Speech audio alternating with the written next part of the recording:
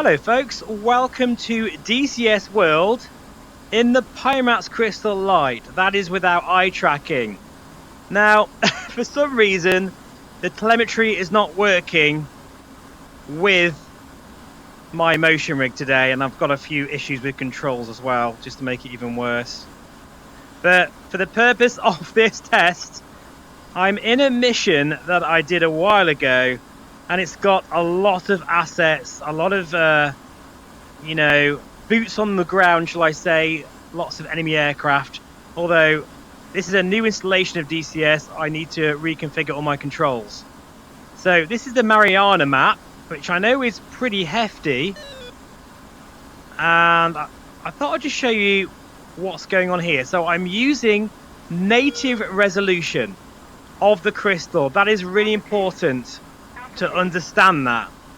This is native resolution, and I am getting 45 frames per second. I'm not using motion reprojection on purpose so that the FPS can be free and do its own thing. But it looks like even whilst recording, I'm getting 45 frames per second. Now, this is something really important here. If you really are a DCS World pilot, you do need to go for the standard crystal with eye tracking, because quad views, it is an absolute game changer, and I don't say that lightly. And I've even got a video showcasing the crystal with DFR support, and it's really impressive results. I think I was even using ultra settings.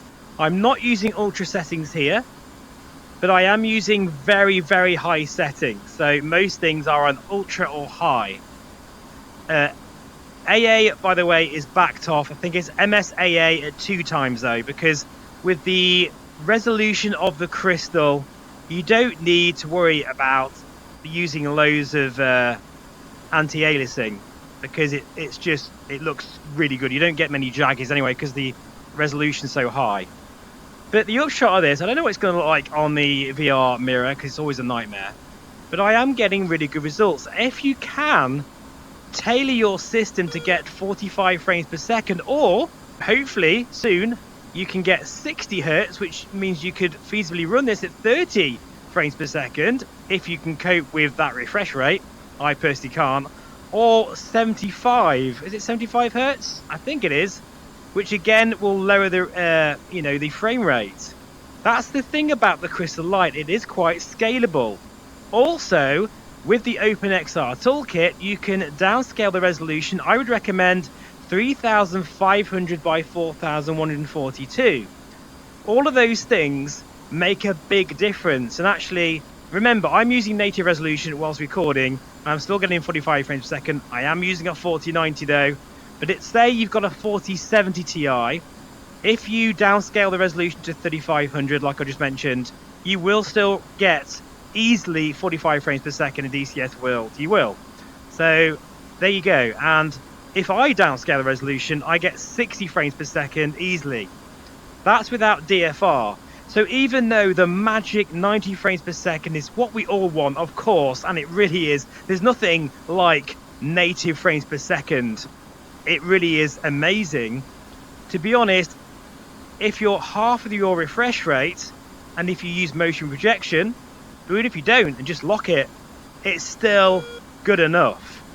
So it's not all bad news for you DCS World pilots, okay? Now, I really wish I could do a more in-depth test, and it feels really weird flying without motion. There's some sort of issue with the telemetry at the moment. That's why I'm basically sat in my motion rig and not moving. I don't know what's happening there, but this is a new installation of DCS World. I'll sort that out. That's a separate problem. But, this is just a quick video to let you know that actually, if you've got a 4070 or above, the Crystal Light will perform really well in DCS World. Now, in the interest of comparisons, I'm now going to jump into the standard crystal with eye tracking using quad views to see if that performance there jumps to 90 frames per second or thereabouts in the Mariana map, which in all intents and purposes is a very heavy area. I'm also going to use the crystal standard microphone as well, so you'll see the difference. Maybe I could even get the motion rig to work as well. See you in a few moments time. Wow, this looks gorgeous, by the way. Very, very pretty.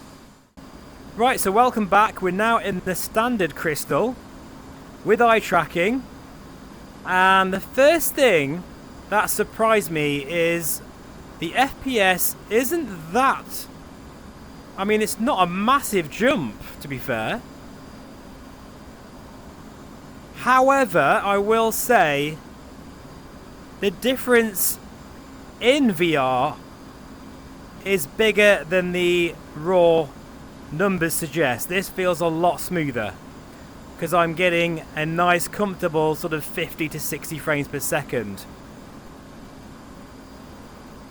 This is native resolution, don't forget. And the thing is, I could tweak this and get 90 frames per second. I really could, honestly. I've literally just installed DCS World and my settings are very high, admittedly. I'm in a mission where I do know I've got lots of assets on purpose. It's funny, I can see the box a little bit as I'm moving around ever so slightly. It's not distracting. It's kind of cool in a way, how it's following my eyes. But yeah, I reckon I could definitely get better performance. So in a nutshell, even though the FPS isn't like a massive difference, by the way my motion rig's working now. It's not a huge difference, not as big as what people suggest. I do feel that with a lot of tweaking, there would be a bigger difference. And I'm sure more dedicated YouTube channels that cater for DCS will do this a lot better than me. But I think the conclusion is very simple. If you are a mainly DCS World pilot, then eye tracking should be on your list for your next VR headset. It does make a difference. It definitely does. More than the numbers suggest.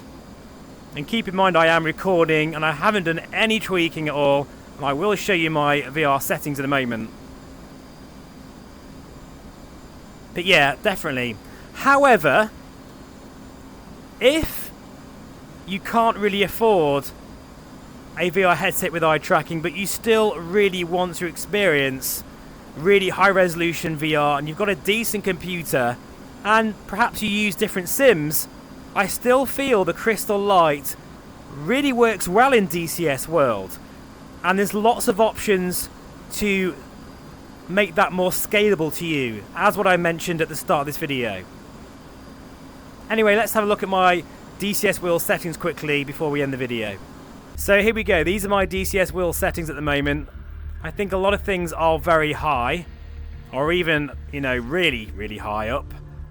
But I just wanted to give my computer a bit of a workout. And that gives you an impression of what performance I'm getting based upon these settings. Thank you so much for watching. As always, I truly appreciate it. Please feel free to subscribe, and I'll see you again very soon. Bye-bye for now. And by the way, I wanted to show the Phantom, but unfortunately, for some reason, DCS World has deactivated it and said it was unauthorized. So any help there from you guys, I'd appreciate it, because that was a gift from a subscriber and I did get a code and it worked to start with, but now it's not loading up. So again, let me know in the comments below if you've got any ideas how to fix that.